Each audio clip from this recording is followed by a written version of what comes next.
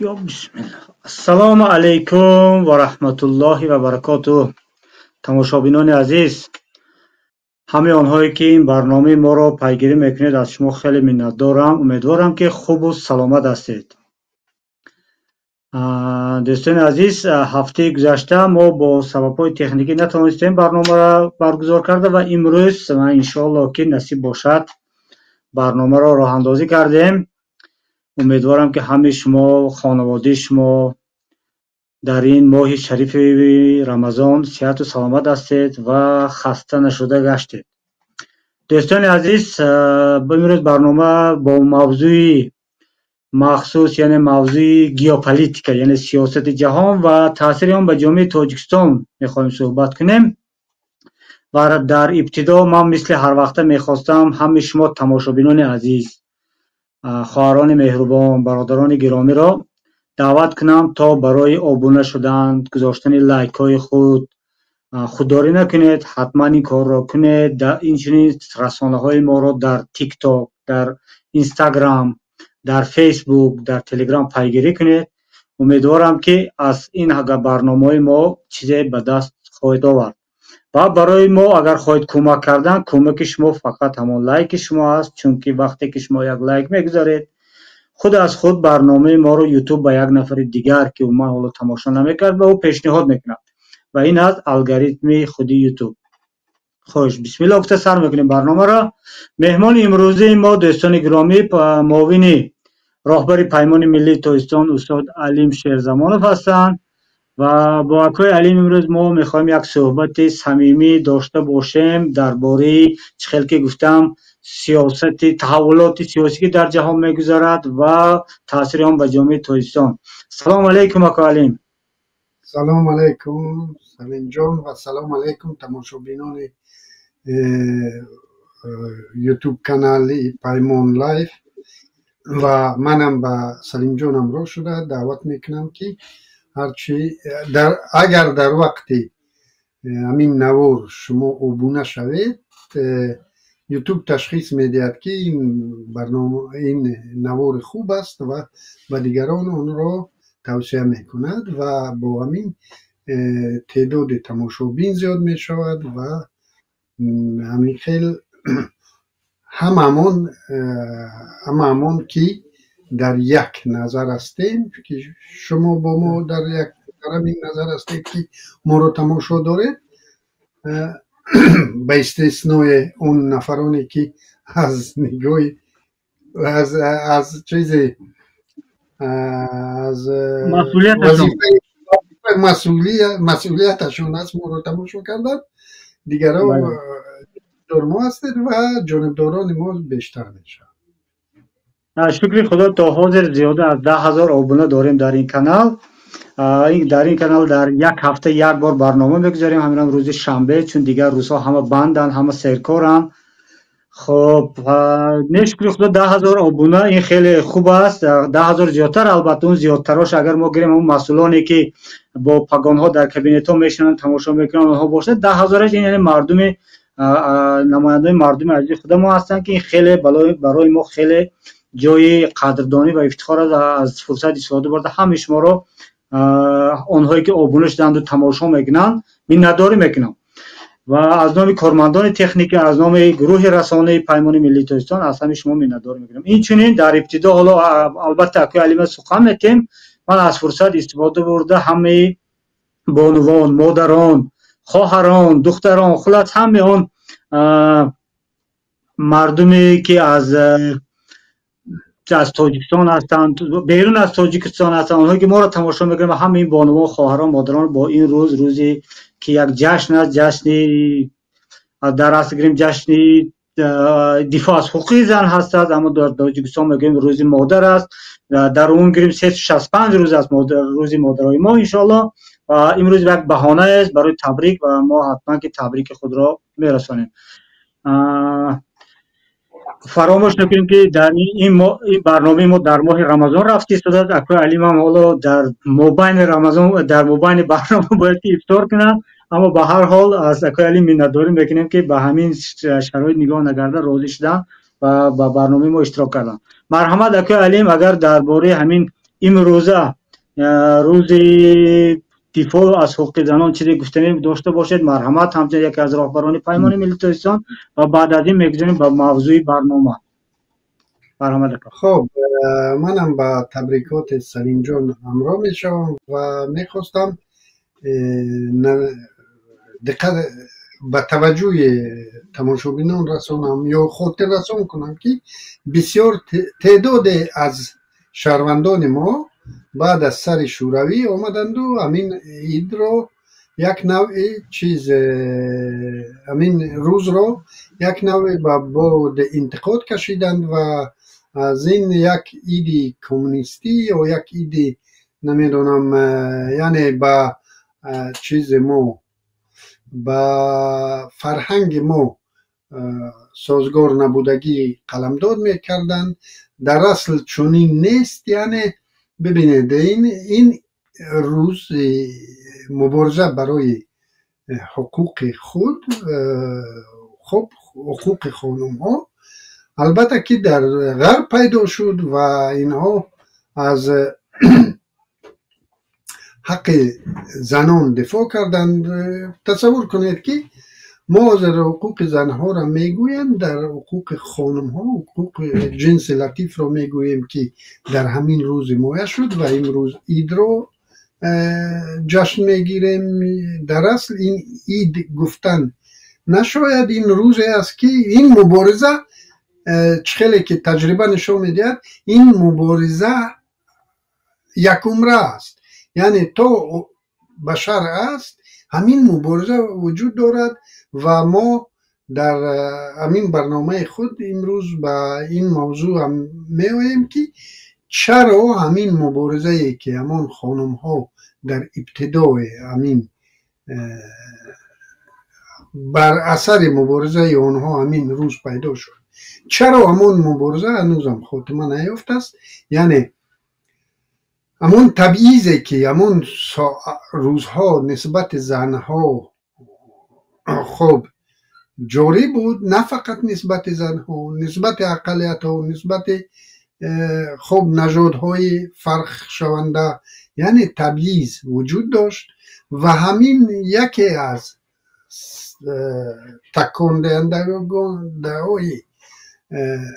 حقوق بشر، یعنی با این روز رسیدن حفظ حقوق بشر در جامعه جهانی از همین یک خیلی سمگذاری کلان محض از همین روز است که این روز در این روز از حق خانم ها دفاع کردند و تا حق خانم ها در اروپا به دست نآمد، تا حقوق انتخاباتی را خانم ها به دست نآوردند، دیگر اقلیت ها در اروپا هم تبعیض می شدند و امروز در اکثر کشورهای اروپا ما تقریبا تبعیض را مشاهده نمی کنیم.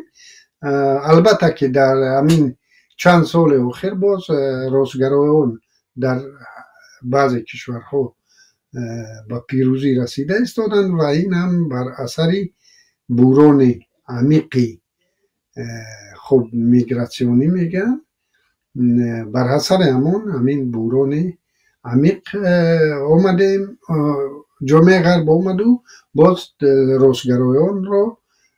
راستگرایان عوام گرا را آواز دادند و در بسیار کشورها از جمله امریکا اونها در سر قدرتند و امروز انشاءالله در این موضوع ها صحبت میکنیم. بله خیلی خوب گفتید آقای علیم عادل و در همین صحبت شما درباره حقوق هم گپ زدید. اینا ببینید که دوستان عزیز تماشاگران گرامی وقتی که عادل که آقای علیم تاکید کرده گذاشتن بعضی از دوستان همین روز را قبول ندارند چون با فرهنگ ما با از نگاه مذهبی ما دینی ما مثال راست نمیگیرد گفته. البته این فکرها هست در جامعه، اما این را ببینید که وقتی که ما میگوییم که امروز روز مادر است یا فرضاً روز حمایت از حقوق زنان هست است، خیلی از دوستان میگن که 365 روز یا تمام سال برای ما روز مادر است، روز حقوق دفاع از حقوق زن است. اما متاسفانه ما این رو در جامعه نمیبینیم. در جامعه دعوای همون نفرانی که دعوا دارن که همین روز بیکار است، باید ما تمام روز همین در همین تحولات در همین حرکت باشیم، یعنی در همین شعار در پیش ما دائم باشد و با همین هدف حرکت کنیم که حقوق زن، حقوق مادر، حقوق بانوان حمایت کرده شود. آنها همین روز همین صدا را دارند، فردا فراموش میکنن، رفتن دیگر درباره این چیز گپ نمیزنن. برای همین خاطر دوستان عزیز، درست است که هر کس به فکر و اندیشه خودش صاحب است و اون رو دارد و در این فکر و اندیشه هم باید از نگاه زمان شناسی و مکان شناسی باید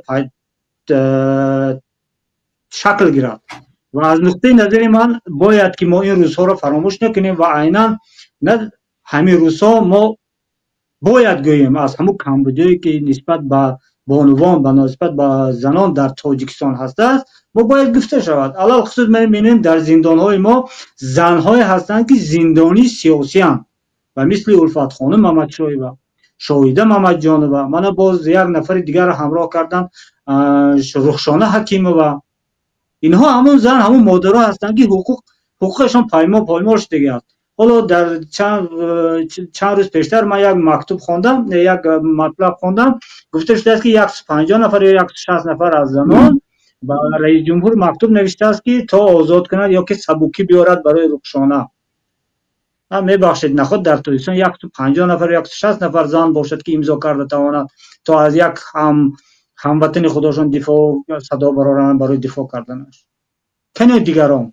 برای همین خاطر ما باید گپ زنیم. اگه علی میبخشید من گپ دیگر طرف بردم کمتر، اما این برای تکمیل هر گفته‌های شما بود. حالا اینجا درباره شما انتخابات گفته گذاشتید. اگه علی ما اینو میبینیم که در ابتدای ماه مارت، در دوم مارت در تاجیکستان هم انتخابات گذشت. اگه نمیدونم اون انتخابات رو ما در ناخنک گیریم یا بیرون از ناخنک، اما به هر حال انتخابات یک معرکه سیاسی در تاجیکستان گذشت. نظر شما چی است در همین باره؟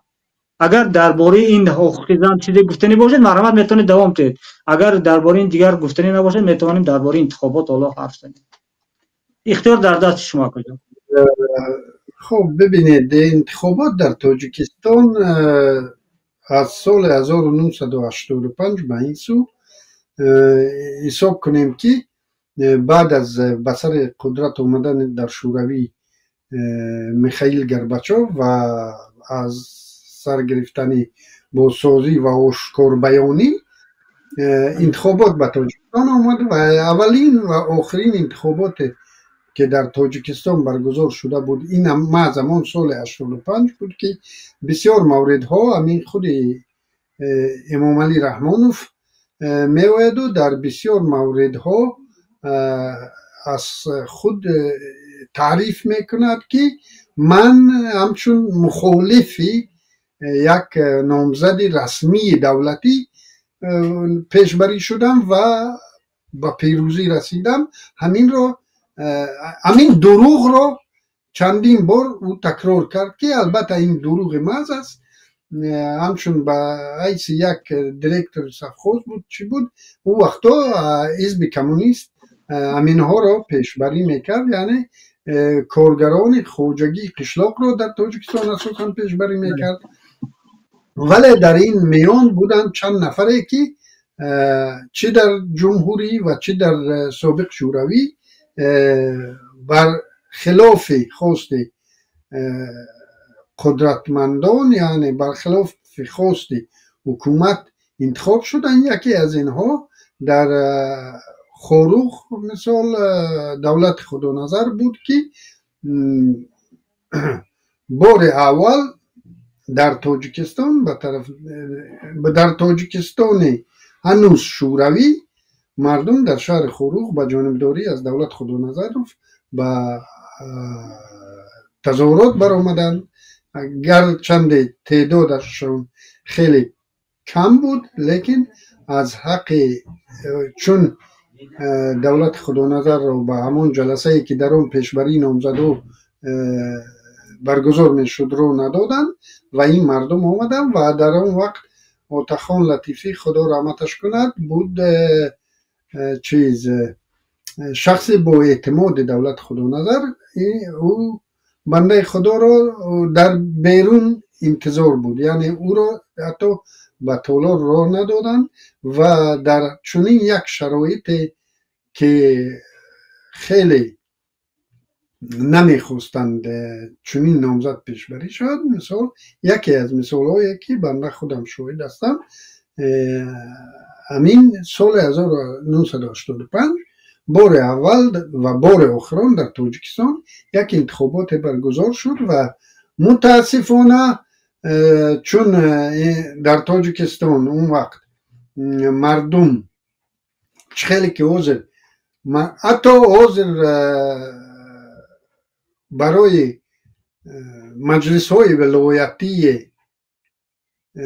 مثال سوغد یا ختلان گیریم، مبارزه شدیدتر است از آن که در انتخابات پارلمانی تاجیکستان بود، چون که تاجیکستان یگان وکالت نداشت، همه تصمیم ها در مسکو گرفته می شد و هیچ کس اهمیت به پارلمانی که اصلا حکومت نداشت، همون پارلمان یگان قدرت نداشت، پارلمان تاجیکستان. ساخت دولتداری او وقت دیگر خیلی بود، یعنی بود باب ششم کنستیتوسیون شوروی حق رهبری حزب کمونیست رو اونجا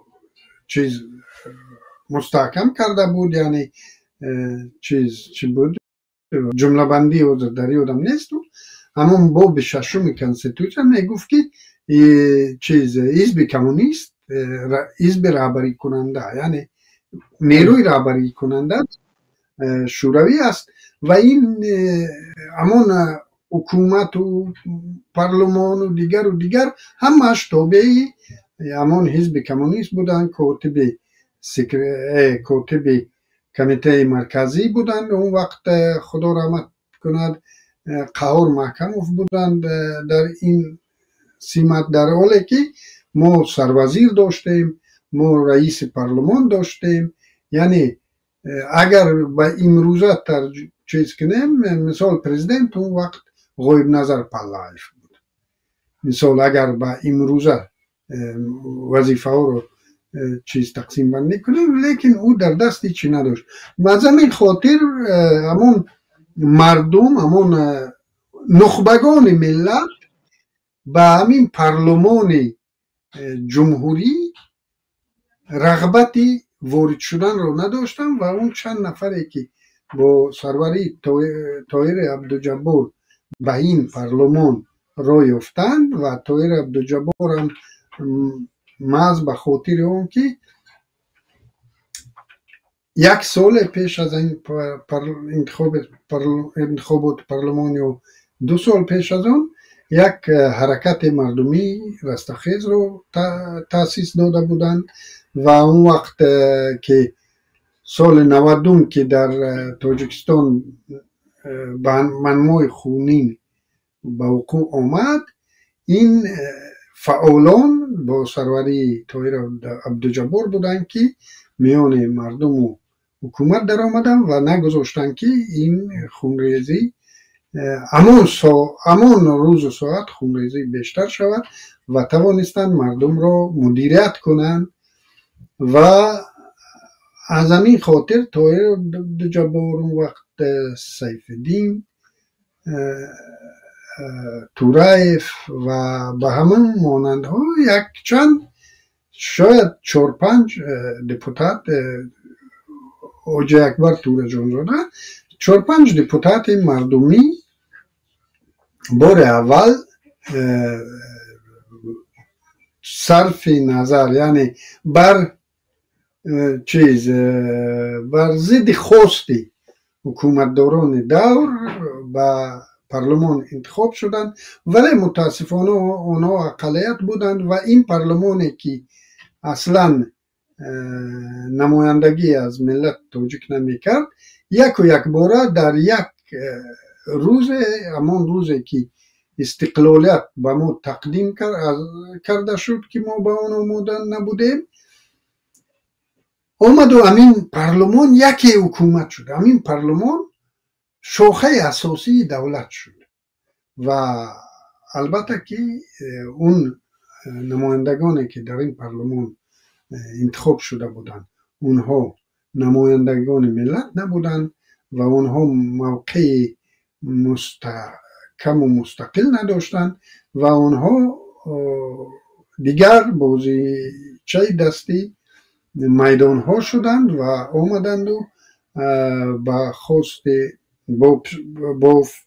با فشاری این و آن طرف قرارهای ضد و نقیض را چیز میکردن، قبول میکردن و این میگم که اولین و آخرین انتخابات پارلمان در تاجیکستان بود که انتخابات آزاد بود که دیگر به این انتخابات ما چیز نشدیم، نایل نشدیم. بعد این باز انتخابات پرزیدنتی بود که اون نسبتاً گرچنده که از فشنگ های معمولی وسیع استفاده شده بود لیکن به هر حال انتخابات از انتخابات های امروزه خیلی آزادتر بود که در نتیجه اون رامون نبی پرزیدنت انتخاب شد و دیگر از همون روز و ساعت سر کرده تا به همین روز مردم تاجیکستان انتخاب نکردند. اون از 1997 بعد از امضای سازشنامه صلح امید پیدا شد که در تاجیکستان دیگر مبارزه سیاسی چه شد، یعنی قانونی شد، مبارزه مشروع سیاسی قانونی شد و از طریق انتخابات ها مردم میتواند در اداره دولت سهم بگیرد که متاسفانه اجازه داده نشد و کمیسیون آشتی ملی نتوانست همین کفالت سیاسی که شرطنامه صلح با ما پیشنهاد کرده بود. چرا میگم کمیسیون آشتی ملی؟ چون که از اون طرف حکومت رامانوف هرگز شرط های امضا شده رو اجرا کردنی نبود. از ابتدا معلوم بود که همه میدونستیم که اونا را مجبور باید بکنیم که اجرا کنن. واسطه مجبور کنی یعنی جنای دیگر او وقت کمیسیون آشتی ملی بود و متاسفانه نتوانستیم، همه کس ما نتوانستیم از همین فرصتی که با ما دست داده بود نتوانستیم استفاده بریم و نتوانستیم که در تاجیکستان نهادهای مؤثر دولتی رو سازیم که دیگر وابسته از شخصیت نباشد، ولی متاسفانه نشدیم و امروز انتخاباتی که سخن درباره آن سخن میکنیم خود مفهوم با اون انتخاب خود مفهوم انتخاب را با اون با همین معرکه اون را نام دیگر دادن در کار، معرکه نمیدونم چون با انتخاب با اون واژه انتخاب را در اینجا استفاده بردن، این خود رو تحقیر کردن است. چون که با رسمیت در آوردن، چون که خب مثال در روسا میگن الکترال پروسس، مثال یعنی چیز همین خیلی میتون یک نام دیگری با این عمل داد، نه انتخاب. چون که انتخابی که در اون انتخاب نیست، ببینید حدود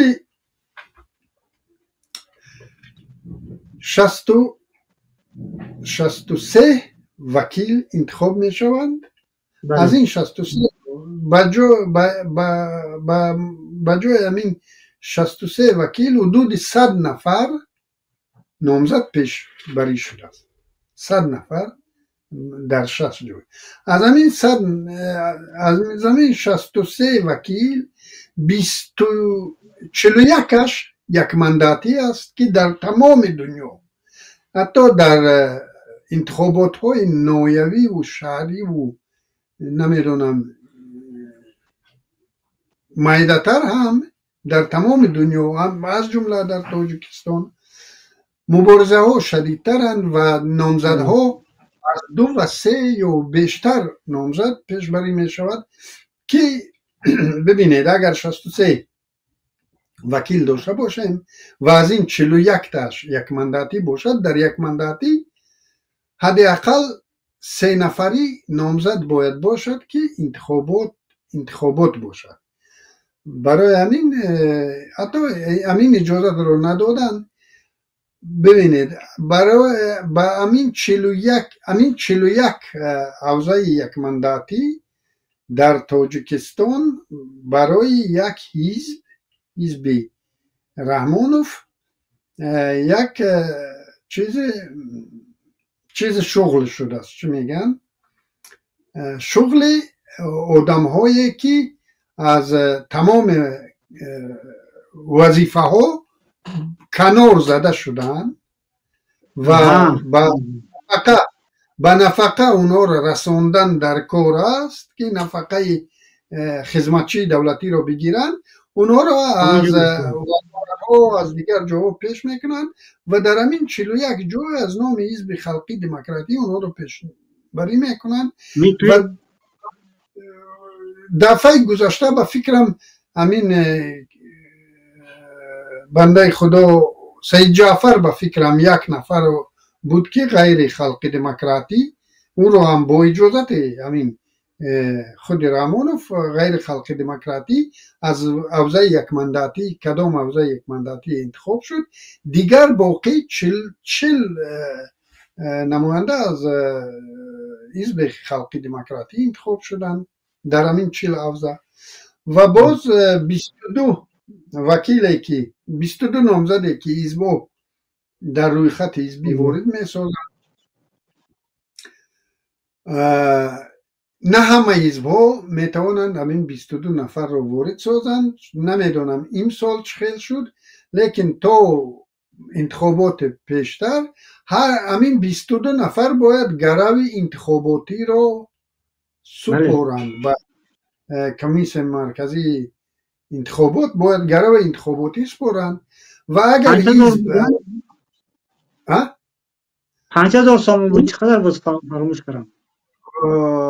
وای وابسته به همین نشاندادها به مقدار نمیدونم چند نشانداد بود. آخرین باری که من با پارلمان پیشبری شده بودم با فکرم نزدیک به 5000 بود. حاضر شاید با نظر داشت و به قرب شوی پول این رقم بالا از 8000 و هر یک نامزد از روی خط حزبی باید همین سوم رو یا خود حزب همین سوم رو داشته باشد که چیز بسپارد و ما حزب سوسیال دموکرات تاجیکستان هیچگاه نتوانستیم 22 نفر در روی خط حزبی رو وارد سازیم، چون که خیلی همه از کیسه خودمون میدادیم و باز بنده چند بار هم از روی خط حزبی میرفتم و از هم یک منداتی و هم در اینجا پول دادن هم در آنجا پول دادن و اون پول میرفت با بودجه. این سال میگن که با حزب‌های پارلمانی از بودجه دولت باز پول هم جدا میکردن. خب اگر واقعا هم حزب‌های واقعی وجود می‌داشتند و حکومت از بودجه این حزب‌ها رو جانبداری میکرد، این برای بسیار حزبی و یک نوع مسابقه منفعت‌دار بودن حکومت رو نشان میدهد و میداد و او وقت میگفتیم که همین حکومت موجوده میخواهد که در تاجیکستان به تدریج، خیلی که اینا میگن به تدریج همین حقوق انسان و دموکراسی و آزادی ها بیاین. اکی علیم میبخشید گفتن میبرم. حاضر یگانه حاضر از همین انتخابات 2025 گذشته یگانه چیزی که برای خودم شخصا یک خبر شد این همینم وارد نشدن کمونیستا به پارلمان شد. از نظر شما به خاطر چی امسال حزب کمونیست را راه ندادن به پارلمان؟ چرا؟ حزب کمونیست رو از سال 2015 به این سو رو نمیدن. این پارلمان همان یک جای اون جای کاری است برای همین در رژیم که کار میکنن برای اینا همان یک جای کاری رو به یک بیگانه دادن اونا حساب شدن یعنی فلانی رو در کجا میکنیم از معاونی رئیس ولایت او رو گرفتیم اکنون او رو کجا میکنیم در پارلمان در روی خط وارد کنید عدل خضر از یک عینا همین خیلی حل میشه چون که جا نیست همون یک مندت برای اینها خیلی چیز است چون در اون طرف برای جانبداران خود این به حیث یک چی است مکافات است همین به پارلمان انتخاب شدن یک مکافات است برای یک جانبدار خود البته که من نمیگویم که شاید بعض نفرها باشن که با با مبلغ معین همین جای را بخرن لیکن در اصل اگر بگیریم که این را یک نوع یک واسطه برای مکافاتانیدنی همون لیال با تاجیکی لیال چه میشود همون نفران وفادار اونا را یک مکافات میدیم به همین خورده باز از داخل کمونیستان هیچ کس وفادار نیست به اینها از همون دو جایی که برای کمونیستا امرا با نهضت میدادند دو جای با رفتن نهضت ضرورت به همون کمونیستا هم نشد چون که اون کمونیستا هرچی نگویم رسما چیز است یعنی رسما گویا مستقلن این 4 حزب دیگری که در پارلمان راه یافتند اینا فیلیال های حزب خلقی دموکراتی هستند که خود حزب خلقی دموکراتی اینا رو تاسیس داد و وزارت به وزارت اونا رو وظیفه دار کرد که به همین حزب وارد شوید مثلا حزب پیش از انتخابات رئیسای چند حزب رو دیگر کردن حتی سید جعفر رو عموما بردن کنج زندان بله این دیگر حتی همون حزب کمونیست رو که مجبور کردن همون روز و ساعت اونا رو مجبور کردن فلانی رو رئیس مونید همون فلانی رو رئیس هم انتخاب کردن همون با پافشاری همین رژیم همون فلانی رو انتخاب کردن در حالی که اونجا لیدر تماما دیگر آدم ها بودن بجای شادی شابدالف بودن نامزدهایی که من ایشان رو شخصا میشناسم لیدرهایی بودن که اونها واقعا باید جایگزین خب شابدالف میشدن لیکن از حکومت با اصرار طلب کرده شد که فلانی باید رئیس شود و همون فلانی رو رئیس کردن ولی اینا صرف نظر از این نخواستن که با وجود این نخواستن که با این حزب چون که همون یک مندت برای اینا خیلی قیمت است اینا اون مندت یعنی ارزش رو ندارم که تخیل کرد رحمان همین از حداقل از سال 2000 کسی که به همین امارت داخل شد از آنجا نبر اومد از آنجا مردهش هم میبرورن مثال در بدخشان در همون یک چهارشانه است یک آدم که در همونجا وارد شد او دیگر از اونجا نمیبراید او از این کرسی به او کرسی از اون کرسی به این کرسی و اونا را اینا چیز کردنی نیستن وقتی افتار شد من چیز روزه را کشوید. دوستان عزیز که علیم ساعتشان آمد، وقتی افطار اجازت میتیم تو افطار کنم. بعد از سببی که وقت ساعت چی میکنه در همونجا هر خیلی است، در ما حالا یک ساعت زیادتر، یک نیم ساعت وقت است. همین است دوستو که می‌بینید که در پارلمان، در انتخابات یک پارلمان چقدر کشمکشا باید که شود. حالا دیگر پارلمان‌های دیگر کشورها رو می‌بینیم، در اونجا در داخل پارلمان مردم، یعنی وکیلان باید دیگر گردن به گردن میشه، دست به گریبان میشوند که برای چی؟ برای پیش بردن سیاست خود، برای آوردن فایده به انتخاب کنندگان خود. اما متاسفانه در تاجیکستان نه انتخاب کننده در وکیلش را میشناسد، نه وکیل انتخاب کنندش را میشناسد. حالا در همینجا یک دقیقه من درباره مجلس‌های محلی هم گفتنی هستم. یک زمان، سال خطا نکنم سال 2010 بود، در تاجیکستان وقتی که مجلس وکیلان محلی میشد، یعنی در ناحیه که ما زندگی میکردیم، من اعضای حوزه مرکزی ناحیه شدم و رفتیم خاطر رئیس و حوزه مرکزی، حوزه انتخاباتی مرکزی که در کمیر در دوشنبه است، در ناحیویش رفتیم. در یک اوچاسکی انتخاباتی که باید بینیم که چه خیلی از وضعش، مثال پرده ها دارد، کابینه دارد، دیگر چیزا دارد. بعد همون رئیس اوچاسکی گفت که نامزد فلانی نامزد آمد، همین لامپچکا را ایواز کرد، لامپچکا آورده داد برای ما، لامپچکا نداشتیم. یعنی نامزد حزب خلق دموکراتی آورده است، لامپچکا داده است تا در همون تالار لامپچکا گذارن، در کلوب میشه، در مکتب میشه. هم وقتی همون رئیس حوزه ناحیوی گفته بود که از این وکیل همین قدر فایده دیدید تو، یعنی همون لامپچکا فایده شما شد، تمام، دیگر هیچ امیدوار نشید. بله، این دیگر در تاجیکستان که از سابق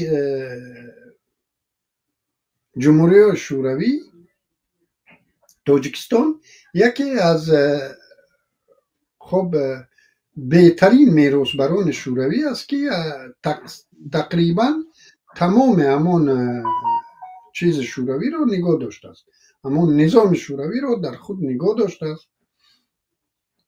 و اما اون با کمبودیاش رو، البته اون چند خوبیه که او حکومت داشت او رو البته به میراث نبرده است، و فقط همون کمبودیا رو به میراث و تمام میراث‌های فرهنگی رو هم ویران کردن، تو خانه راحت و دیگر. حالا بله اخی علیم، ساعت برنامه ما هم ساعت رفتی استاده است. بیایید به موضوع دیگر، تحولات جامعه جهانی گذاریم. خیلی مسئله انتخابات که بسیار از حال ما میخواستم درباره نآمدن OBC، راه ندادن OBC سوال پرسم، یا که اجازه ندادن رادیو آزادی سوال پرسم، اما چون وقت شده ایستاده است، حالا میخوام بگویم که در جهان تحولاتی که در جهان شده گذشته ایستاده است، میبینیم که گویا که ارزش ها تغییر یافته ایستادن و یک نمود سیاست رو انداز سیاست زور. به نظر من هر کسی که زور باشد، قوت داشته باشد، سیاست همون حق همون. حالا نمیدونم نظر شما چی است و این تحولات که اساسا بین مسکو و واشنگتن حل و فصل شده است، به جامعه ما چی تاثیر دارد؟ خب این بسیار موضوع وسیع است و بسیار گفتنها در این موضوع است. من تلاش میکنم که خیلی فشرده‌تر در این موضوع صحبت کنم. خب در شبکه‌های اجتماعی تاجیکی بعضی همین آدما همین خیلی چیز ایراد گرفتن که چرا مردم تاجیکستان نسبت انتخاباتی که در کشورش گذاشته ایستاده است یگان نظری نیست، یگان دغدغه‌ای نیست، یگان خبری نیست، یگان کس درباره اون چیز نمیکند، یعنی شرعی نمی نویسد، یگان تحلیل نیست.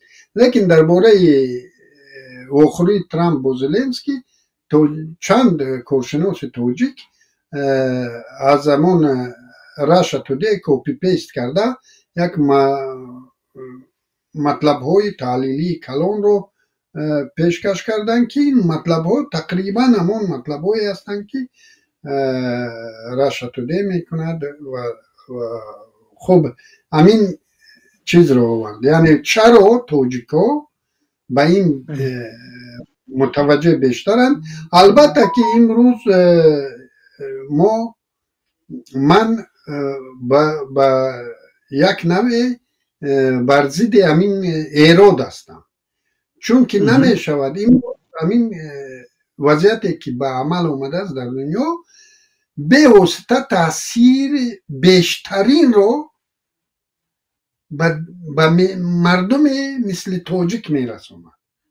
باور کنید اون ملت هایی که دولت ساختند و نهاد ساختند، اونها یک نوعی از این ورطه بیرون میشن. حتی خود امریکا با اون احمقی که انتخاب کردن، اونها هم که نهاد دارند، ببینید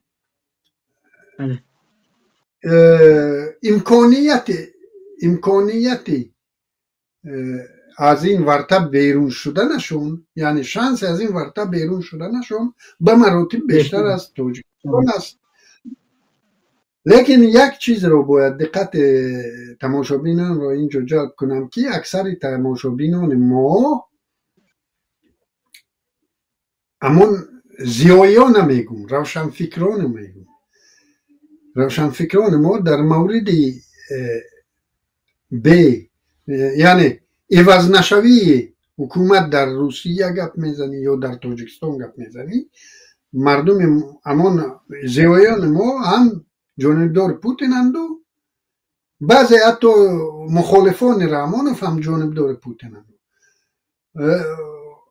جانبدار یعنی چی میگن؟ یعنی دلیل میورن که خب مردم آواز داده است، مردم به پوتین آواز داده است، خب 5 بار آواز دید، خود 6 بار آواز دید.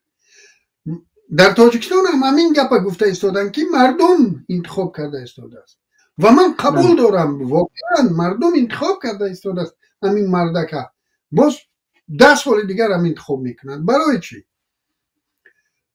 امریکا نشون داد که همین نهادها کونه‌ترین نهادهای دموکراتی در دنیا شاید در امریکا باشن امروز و سابقه کلانترین نهاد در امریکا است. ولی ببینید که یک خودکامه از طریق انتخابات به سر قدرت آید و در کوتاه مدت چخیل میتواند در هم و بر هم زند. از همین خاطر جاری کردن که قدرت باید نه زیاد از 4 سال، نه زیاد از 5 سال، حداقل نه زیاد از 7 سال باید یک نفر در سر قدرت باشد، چون که دیگر مردم همین خیلی طبیعت انسان است، همین خیلی که او دیگر به هیچ ما عذر میگیم، بسیار مخالفان میگن که رحمانوف آواز نمیگیرد، میگیرد. و ترامپ هم اگر در امریکا یگان شکاف در قانون بیابد و نامزدیش رو بار دیگر هم پیشبری کنند، وی میگذارد.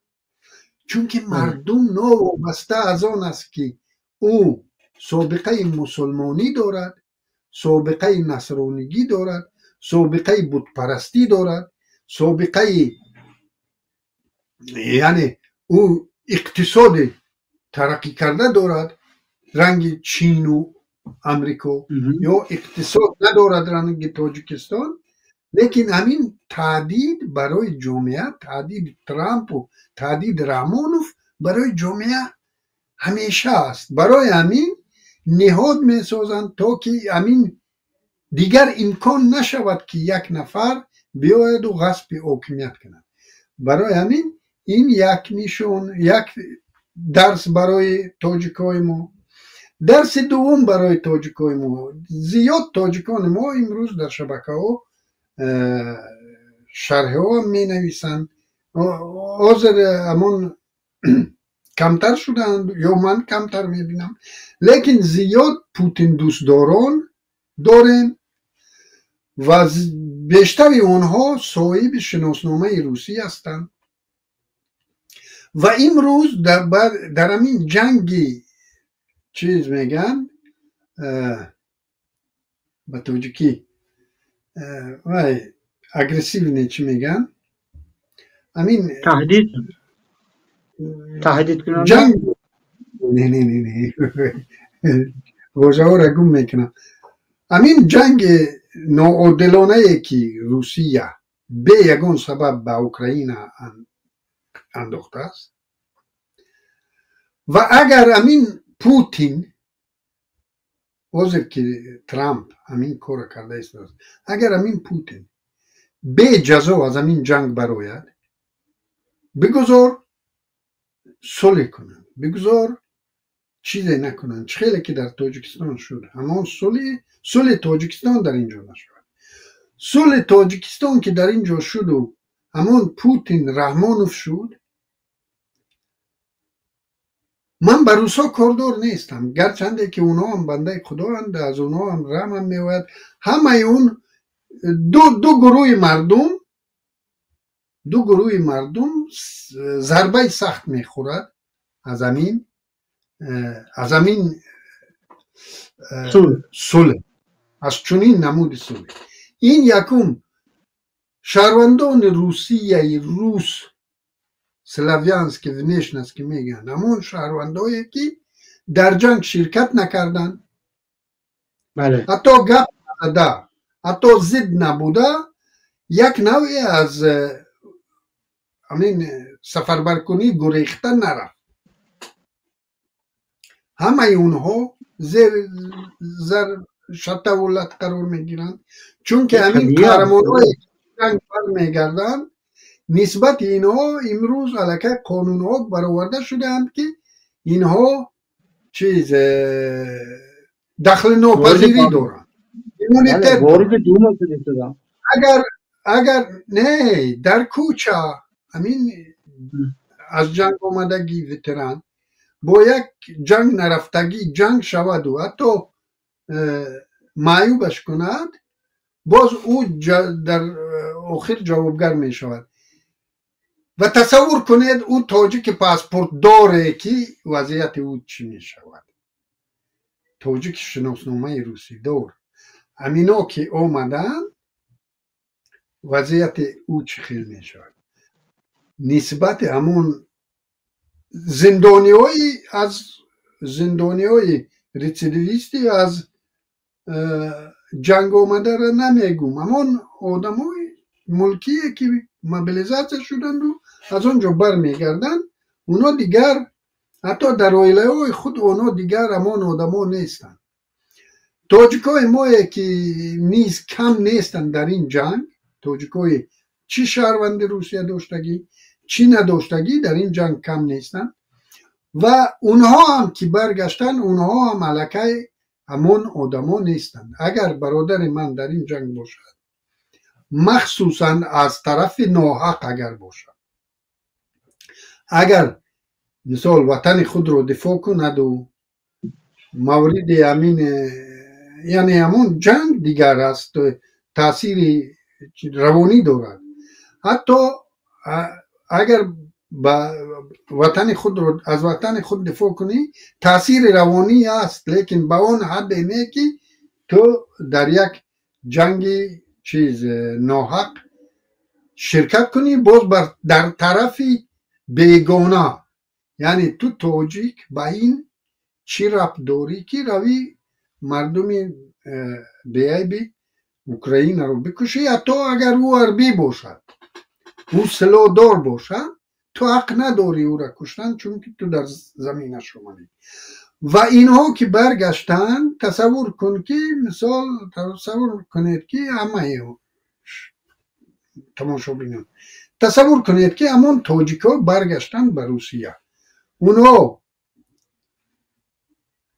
روسای شهروندای سورت سیومند، سورت یکم خود روسایی که جنگ بودند، سورت دوم خود روسایی که جنگ نبودن،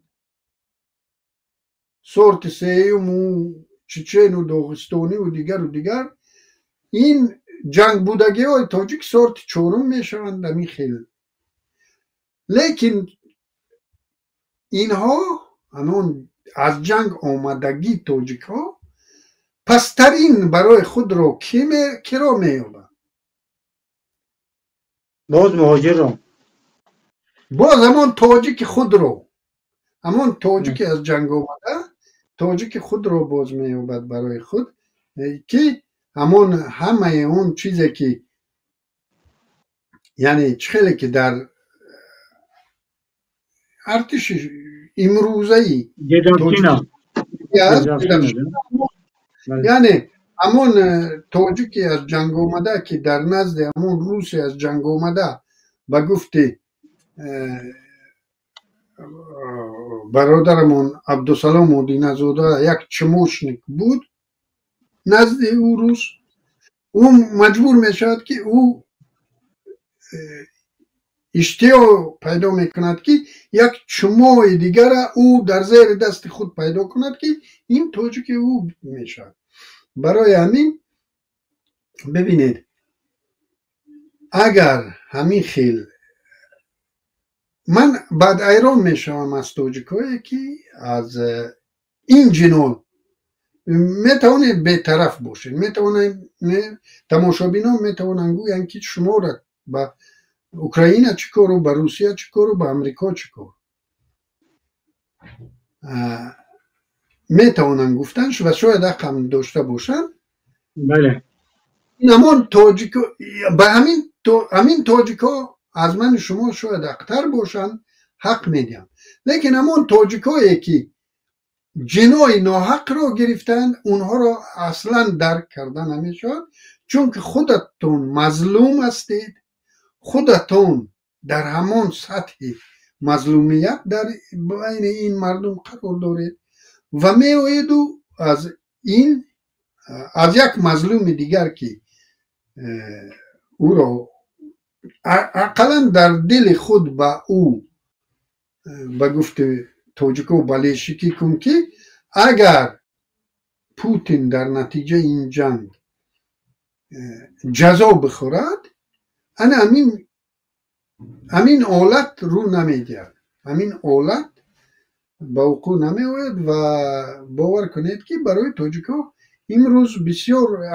همین وضعیت به عمل آمده ای در دنیا برای مهاجران در روسیه بسیار خطرها دارد، تمام مهاجران، لیکن در بین تمام مهاجران آسیب پذیرترینش تاجیکا هستند، چون که حکومت تاجیکستان سخت دستنگری کرمل است، دستنگر مسکو است و یگان بار صدایش رو بلند نمی کند. امروز میگه که پروکورور گنرالی تاجیکستان میگه که کراکوس رو خود روسا چیز میکنن، یعنی ما در اونجا اصلا بچه یک ژورنالیست هم حق نداریم که با اونها در این موضوع یعنی از اونو پرسیم که چی شد. همین پروکورور گنرالی میگه. ببینید باز یک چیز خبر نوی که دینا خوندم، علیف از آذربایجان تمام دفترهای سازمان ملل متحد، خب هلال احمر و صلیب سرخ و همین سازمان های با نفوذ بین الخلقی و از جمله سازمان های نسبتا مستقل حامی حقوق خود آذربایجانی رو علاقه در آذربایجان غیر قانونی اعلام کرد. این هم یک نتیجه همین انتخابات امریکا است که ما میگوییم شاید آذربایجانی هم در این مورد یگان آذربایجانی نظر گفته باشد و آذربایجانی دیگر به او بگوید که تو را به ترامپ چیکار و با پوتین چیکار. انا ترامپ و پوتین آمد با حولی همون آذربایجانی در آمد. همین ترامپ و پوتین باز پگاه در حولی ما هم در آمدن، چون که این سال علاقه رسانه های خبری رو، رادیو آزادی رو بار اول در انتخابات پارلمانی رو ندادن، برای چیز کردن رو روشنی انداختن. خب دیگر نماندن، ولی سازمان امنیت و همکاری اروپا رو نماندن و همه این نتیجه همین انتخابات پرزیدنتی امریکا است. و علی اینجا یک فکر در ذهنم یک فکر آمد. ما در گذشته خود همین از خودم هم میگفتم، دیگر بچه از خود پیمان ملی هم میگفتیم که همین کشورهای خارجی مثل اتحاد اروپا یا که مثال دیگر کمک کننده هایی که به حکومت تاجیکستان کمک میکنند، کمک مالی، آنها باید از این کمکشان دست کشند. هم خیلی ایده ها رو میدادیم، طلبات هم میکردیم، در کنفرانس OBSE میگفتیم که دیگر کمک ها رو برای مثال همون سازمان های داخلی تاجیکستان فعال بوده کمک نکنید که در اونجا کروپسیون هست، مبلغ و فقط به فایده حکومت میرد. این رو ببینید که امریکا همین ترامپ USAID رو یعنی کمک ایالات متحده رو قطع کرد. این گفته شده است که در 30 سال اگر خطا نکنم 2 میلیارد دلار خود همین سازمان USAID به تاجیکستان کمک کرده بود است، حالا قطع شد. یک نمودی کمک OBSE هم قطع میکنه. اونه که ما میگفتیم او یک چیز است. اینا از یک دیگر فرق میشن.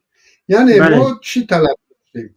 ما طلب داشتیم که همون رحمانوف رژیمش دستنیگر شما است، اونها نیاز دارن به کمک‌های شما و شما در برابری رساندن همین کمک ها طلب های حفظ حقوق بشری رو از اونها کنید، یعنی داد و گرفت کنید. بله. یعنی اگر شما شرط گذارید، این یک گپ است. لیکن اگر یک دیوانه در کجای انتخاب شد و تمام اینستیتوت رو برم داد بیرون از چیز، این دیگر، این یعنی علاقه برای مردم این خیلی سنگین می یعنی اومدن ترامپ با کاخ سفید برای تاجیکا هم ضرر رسوند. از یک تاجیکا بیشترین ضرر رو دولت به مانند تاجیکستان میبیند، دولت به مانند خب بعد از اوکراین بیشترین ضرر رو اوکراین دید، ولی بعد اوکراین که در جنگ است بیشترین ضرر رو تاجیک میبیند، قرقیز میبیند، ترکمن میبیند، از پایان به بالا. همانی که پایان ترین سطحی است حاضر در همان شاخصایی که هستند در همه جا تاجیکستان از همه پایان است. همون تاجیکستان گیر از همه پایان ضربه سختترین همان میخورد. بعد همون زینه به زینه بالا رفتن گیره مید با همین چیز که از همه بیشتر ضربه میخورد. امریکا، شهروندان امریکا ضربه نمیخورد، مردم اوکراین ضربه میخورد. بعد از اوکراین سر میشود تاجیکستان و نمیدونم مالی و همون دولت هایی که خیلی وابسته 45% محصول چی بود به تاجیکی ВВП تاجیکستان، یعنی محصولات داخلی، محصولات خالص داخلی 45% اون رو همین چی میگن پول‌هایی که مهاجران ملتی به کشور روان کردن تشکیل میکنن. ببینید و همین مهاجران امروز در بیشترین خطر قرار دارن و خدا کند که برای همین یک گپ بعد برای همین برای پوتینو شخص پوتینو برای همین مهاجران ما همین جنگ رفتن گیرد بی خطری است. یعنی پوتین بی خطر است و همین مهاجران ما همین وریانتی که ترامپ پیشنهاد میکند این بدبختی بالای سر مردم تاجیک میاد. البته که من اینا چیز خواستار جنگ نیستم، البته جنگ باید خاتمه یابد، ولی جنگ باید با تصمیم های خاتمه یابد که گناهکار جنگ باید جزا بگیرد. گناهکار جنگ که جزا گرفت و این رو میتواند اگر امریکا و تمام عالم چیز بگیریم متمدین اگر از به گفت توجیکا از یک گریبان سر میبروردن، البته که به این نویل میشدن و این باعثی خیلی بی خطری مهاجران ما میشد، امنیت مهاجرای ما میشد. لیکن اون حالتی که در امروز قرار دارد اوکراین اون سو مهاجران ما این سو خیلی تهدید زیاد دارد. اگر پوتین از این جنگ غالب براید، پوتین از این جنگ غالب برآمد توجه که ما خیلی چیز میشود، چی در داخل و چی در خارج خیلی ضربه میخورد. و یک گفت باز تکرار میکنم که تاجیکان پاسپورتدار روسیه هیچ گاه به امید نشوید که پاسپورت های شما رو حمایه میکنند. پاسپورت شطر پاسپورت نمیخورد، شطر یک جای دیگر میخورد. بله متاسفانه خیلی تحلیل های اکوی علیم بود و حالا امید میکنیم که وضع به خوبتر و بهتر حل می شود. اما به هر حال این تحلیل ها رو گوش کردن و شنیدن خوب است، خلاصه برآوردن در کار است. دوستان برنامه ما هم به آخرش رسید. اکوی علیم برای این صحبت امروزشان تشکر میکنیم، برای تکلیف ما رو پذیرفتنشان خودش یک منتداری الهیده چون در این ماه رمضان. امیدوارم که شما رو خسته نکرده باشم اکوی علیم و دوستان دیگر باقی همه در پناه خدا باشید. سلامت باشید. آباد باشید اکوی. سلامت. همین بود دوستان عزیز اون برنامه که ما صحبتی که میخواستیم امروز راه اندازی کنیم. باقی خداوند نگهبان همتون.